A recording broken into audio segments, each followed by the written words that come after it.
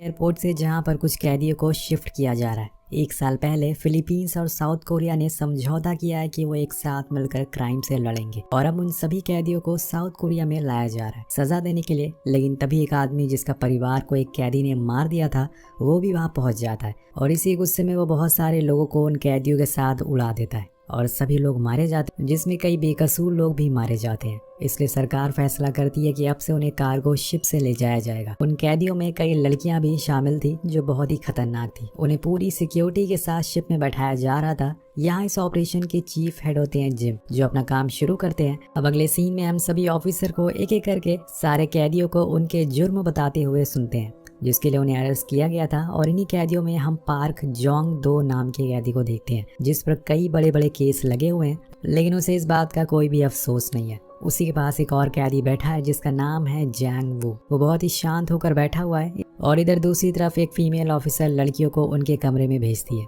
यहाँ चीफ सभी कैदियों को समझाते हैं कि अगर कोई चालाकी की तो उन्हें मार दिया जाएगा, इसलिए चुपचाप उन्हें ऑर्डर फॉलो करने हैं। इसी शिप में एक डॉक्टर भी मौजूद है जो थोड़ा डरा हुआ है। वो कुछ सिरिंज लेकर एक शिप के नीचे वाले हिस्से में जाता है और यहाँ हम एक आदमी को बर्फ में ढका हुआ देखते हैं। ऐसा लग रहा था कि उसे कुछ हुआ है। उस आदमी के मुंह और आंखें सिली हुई थी और जब डॉक्टर उसका मुंह खोलते हैं तो उसमें कुछ कीड़े थे। ये देखकर डॉक्टर डर जाता है और फौरन उसे इंजेक्शन लगाकर वहां से निकल जाता है।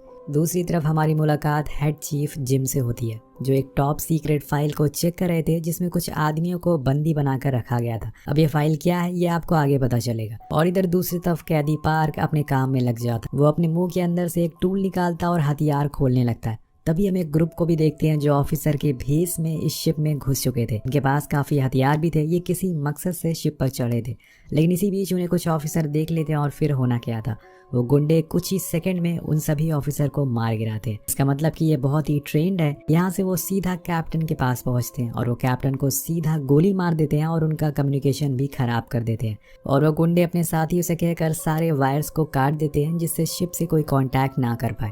इनका रेडियो भी खराब हो चुका था। इधर चीफ को पता चल जाता है कि शिप में कुछ हुआ है और वो एक जगह रुक चुका है और अब उन्हें सैटेलाइट से भी ये बात कंफर्म हो जाती है, जिससे वो सभी पर खूब चिल्लाते हैं कि ऑफिसर वहाँ क्या कर रहे हैं।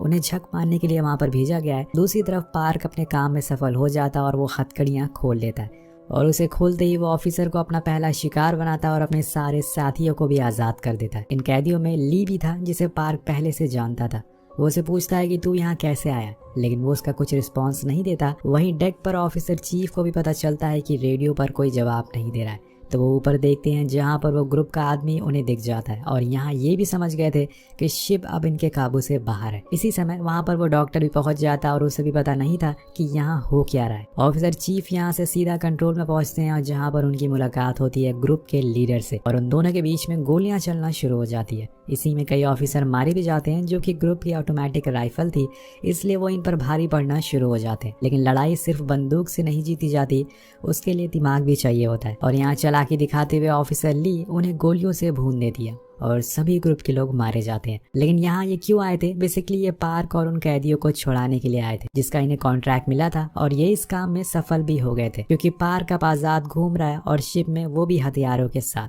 तो दोस्तों अभी तक ये कहानी हमें एक नॉर्मल कैदी और पुलिस की लग रही थी, लेकिन यहाँ इसमें एक बहुत ही बड़ा ट्विस्ट आता है। जिस आदमी को हमने मूवी की शुरुआत में बेसमेंट में देखा था, जिसका मुंह सिला हुआ था, अब उसे होश आ रहा है और अब वो खुद का मास्क हटाकर उठ चुका है। इधर पार्क और उसके साथ ही शिप के सभी लोगों को मारते हुए बेसमेंट तक पहुंच जाते हैं और वहाँ उन्हें कुछ टेक्नीशियन मिलते हैं। पार्क उन्हें भी मारने लगता है, लेकिन ली उसे ऐसा करने से रोकता है, जिससे हमें पता चलता है कि उसे ये सब पसंद नहीं है। अब इसके आगे वो और कुछ कर पा देगी, तभी वहाँ पर चीफ और ऑफिसर भी पहुंच जाते हैं और सभी को सरेंडर करने को कहते हैं। लेकिन इन कैदियों को देखकर लगता नहीं कि ये किसी के सुनने वाले हैं। वो सभी उन ऑफिसर से भिड़ जाते हैं और अंधाधुंध गोलियां चलना शुरू हो जाती है। फिर एंट्री होती है हमारे खलनायक की, उसी आदमी की जो कि अब तक बेहोश हुआ था। उसकी आंखें सिली हुई थी इसलिए वो देख नहीं सकता था, बस उन्हें हल्के हल्के विजन आते थे और तभी ये कैदी उससे लड़ने के लिए पहुंच जाता है। तो ये खलनायक जिसका नाम होता है अल्फा, वो उसे इतनी जोर से मारता है कि वो उड़ते हुए थोड़ी दूर पर जाकर गिरता है और ये देखकर सभी की फट के फ्लावर हो जाती है कि ये बंदा है कौन। वो एक एक करके लोगों को ऐसे मार रहा था जैसे कि वो कोई खिलौना हो और तब हमें पता चलता है कि ये एक सुपर ह्यूमन है और इसे लड़ पाना बहुत ही मुश्किल है और वो एक एक करके सभी ऑफिसर का कचूमड़ बना देता है। उसके आगे कोई टिक ही नहीं पा रहा था अब बारी थी पार्क की, और पार्क भी उसे देखकर पहले तो फट चुकी थी। वो पार्क को एक हथौड़े से मारता है जिससे कि उसकी सारी पसलियां टूट जाती है और उसका सर कुचल देता है, और इस तरह से हो जाती है उसकी मौत। जहाँ हमें लग रहा था कि ये असली विलेन पार्क है, लेकिन असली आदमखोर तो ये निकला। अब दोस्तों यहाँ पर बचते हैं कुछ चुनिंदा लोग, जिसमें थे कैदी जैंग, ऑफिसर ली और एक बूढ़ा कैदी और चीफ। ये चारों भागने लगते हैं, लेकिन अल्फा जंग को पकड़ लेता है और तब ली उस पर गोलियां चलाती है। अब गोली लगने से वो उसे छोड़ देता है, लेकिन उसका उस पर कोई असर नहीं होता है और वो इंसान अभी भी जिंदा था। अब ये चारों किसी तरह से अपनी जान बचाकर वहां से भाग जाते हैं। इधर हम देखते हैं कि चीफ हेड ऑफिसर का दिमाग घुमा हुआ था कि अभी भी शिप एक ही जगह पर क्यों रुका हुआ है, और वो सैटेलाइट से पता करने की कोशिश करते हैं कि वहाँ क्या हुआ है। लेकिन बीच में उन्हें किसी अनजान आदमी का कॉल आता है, और यहाँ हम समझ पाते हैं कि जिस आदमी का इनको कॉल आया है वो सबका बॉस है।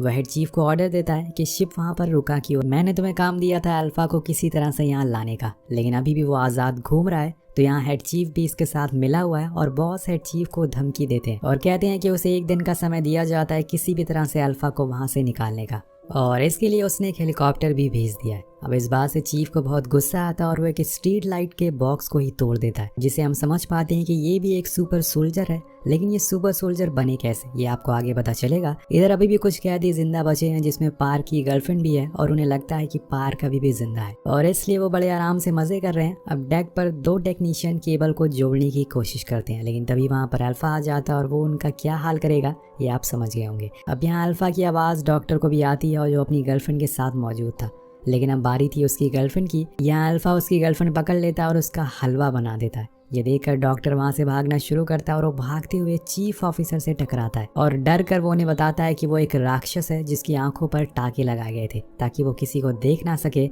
ली उसे पूछता है कि वो है कौन और यहाँ कैसे आया, लेकिन डॉक्टर को यहाँ कुछ भी पता नहीं होता। उसे बस अच्छे खासे पैसे मिले थे हर 6 घंटे में उसे इंजेक्शन लगाने का, जिससे अल्फा बेहोश रहे और किसी को नुकसान ना पहुंचाए। लेकिन यहाँ कैदी आज़ाद हो गए और उसने वो इंजेक्शन नहीं लगाया, जिससे कि अल्फा को होश आ गया। नो जेनरिक नाम की एक फार्मा कंपनी ने दिया है, जो कि विटामिन बेचती है, जिसे लोग 10 साल जवान हो जाते हैं, और हो सकता है कि उसने कुछ एक्सपेरिमेंट किया हो जिससे ये सब कांड हुआ हो। अब वो बूढ़ा कैदी डॉक्टर से लाइफ बोट के बारे में पूछता है, क्योंकि हर शिप में वो मौजूद होती है, लेकिन डॉक्टर बताता है कि वो तो बर्बाद हो चुकी है, अल्फा ने उसे खराब कर दिया। अब और जानकारी के लिए डॉक्टर उन्हें बेसमेंट में ले जाता है, जहां पर अल्फा को कैद करके रखा गया था। ली को यहाँ कुछ फाइल्स मिलती है, जिसमें पता चलता है कि इस आदमी पर कुछ टेस्टिंग चल रही थी, जिसकी वजह से ये ऐसा बन गया। लेकिन सबके मन में एक ही सवाल था कि आखिर ये आदमी इस जहाज पर क्या कर रहा है। अब यहाँ डॉक्टर को एक लैपटॉप भी मिलता है, जिसमें कुछ और इन्फॉर्मेशन थी, जैसे कि टेस्ट अल्फा पर किया गया है और ये जरूरत से ज्यादा खतरनाक है। इतना ज्यादा दर्द झेलने की वजह से ये इतना खलनायक, और इतना ज्यादा दर्द झेलने की वजह से ये इतना हिंसक बन गया है। इसके अंदर भेड़िए की काबिलियत है, और ये एक आम इंसान से 5 गुना ज्यादा सुन सकता है। अल्फा के अंदर जो प्रोटीन पाया जाता है वो एंटी एजिंग के लिए काम आता है। मतलब दोस्तों, उसकी प्रोटीन इस्तेमाल करके फार्मा कंपनी दवाइयाँ बनाती है जिससे उम्र ना बढ़ सके। और इसी के साथ कहानी जाती है पास्ट में 1943 में, जहां पहली बार अल्फा के ऊपर टेस्ट किया जा रहा था। ये टेस्ट जापान में हो रहा था, और तभी अल्फा जाग जाता है और एक एक करके सभी डॉक्टर के साथ ऑफिसर को भी मार देता है, और इसी तरह से जन्म होता है अल्फा का। अब कहानी प्रेजेंट में आती है, और यहाँ जो कैदी बचे थे वो अल्फा उनके पीछे पड़ चुका था, और बचते हैं सिर्फ 2 कैदी, एक बूढ़ा आदमी और पार्क की गर्लफ्रेंड जेना। वो दोनों भागकर लिफ्ट में जाते हैं और सोचते हैं कि उनकी जान बच गई, लेकिन तभी अल्फा लिफ्ट के ऊपर कूदता है और वहीं से गोलियां चलाना शुरू करता है। गाइज, ये बंदा सच में टर्मिनेटर है, मतलब इसके अंदर डर नाम की कोई चीज ही नहीं है। अब वो लिफ्ट को हाथों से ही तोड़ देता है और बूढ़े कैदी को पकड़ लेता है। जेना बस चिल्लाती रहती है कि उसे छोड़ दे, लेकिन वो एक शैतान था, और तभी वहाँ चीफ ऑफिसर भी पहुंच जाते हैं, लेकिन वो उसे बचा नहीं पाते और अल्फा वहाँ से निकल जाता है।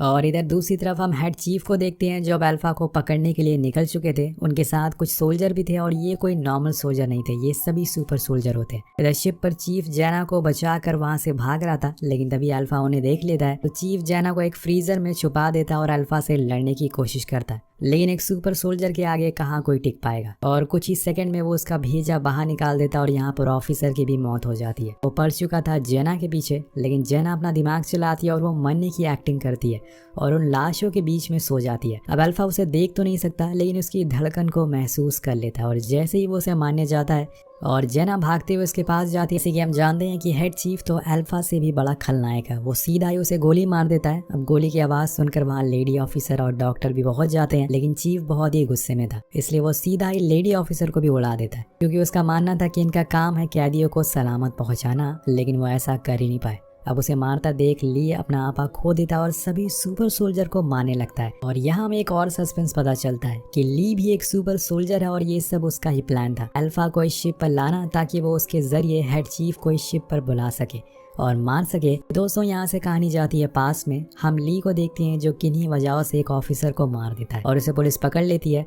लेकिन तभी वहाँ पर हेड चीफ अपने साथियों के साथ आता और सभी कैदियों को मारकर उन पर एक्सपेरिमेंट करने लगता। जैसे कि मैंने आपको बताया था कि सुपर सोल्जर की खून में डी एजिंग की दवा होती है, इसलिए वो ऐसा कर रहे थे। ली पर भी एक्सपेरिमेंट किया जाता है लेकिन वो सरवाइव नहीं कर पाता और मारा जाता है। अब उन सभी की बॉडी को ले जाकर डंप कर दिया जाता है, लेकिन तभी ली को होश आता और वो एक सुपर सोल्जर में बदल चुका था। जब ये बात चीफ को पता चलती है तो उसके पीछे पड़ गया था, लेकिन ली उसे कहीं नहीं मिलता और तब उसने ली की वाइफ और उसके बच्चे को जान से मार दिया। इसलिए ली ने ये सब प्लान बनाया ताकि वो अपनी वाइफ और बच्चे का बदला ले सके। अब ये दोनों और कुछ समझ पाते कि तभी वहाँ पर अल्फा आ जाता और सभी सोल्जर को मार डालता है। लेकिन जब बारी आती है हेड चीफ की तो वो उसका भी बाप था, वो उसके हाथ पैर तोड़ देता है और बहुत बुरी तरह से मारता है। मतलब ये अल्फा से ज्यादा ताकतवर है और वो उसके पैरों की नस को काट देता है जिससे उसकी बॉडी का सारा खून निकल जाए और अल्फा मारा जाए। इधर दूसरी तरफ डॉक्टर और वो बूढ़ा कैदी चॉपर के पास जाते हैं यहाँ से भागने के लिए, लेकिन वो सोल्जर उन्हें जाने नहीं देता और इसे भगदड़ में गोली चल जाती है जिससे कि चॉपर में बैठे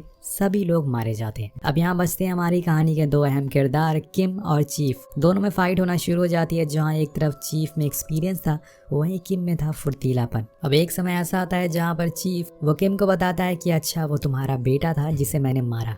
अब ये सुनकर किम पागल हो जाता और चाकू से उसे काट डालता है। वो सीधा उसे लेकर समुद्र में छलांग लगा देता है और अब उसे बिना मारे वो छोड़ेगा नहीं। सीन शिफ्ट होकर पहुंचता है एक जेल में जहां हम चीफ के बॉस को देखते हैं जो कहानी का मेन विलन है और इस पर भी अल्फा की तरह एक्सपेरिमेंट किया गया था, लेकिन आज वो एक बिजनेसमैन है और उसी की फार्मा कंपनी है जिसके बारे में मैंने आपको बताया था। अब यहाँ बॉस को एक और अल्फा चाहिए था जिससे खून से वो एंटी एजिंग मेडिसिन बना सके और गेस करिए उस जेल में उसे कौन मिलता है।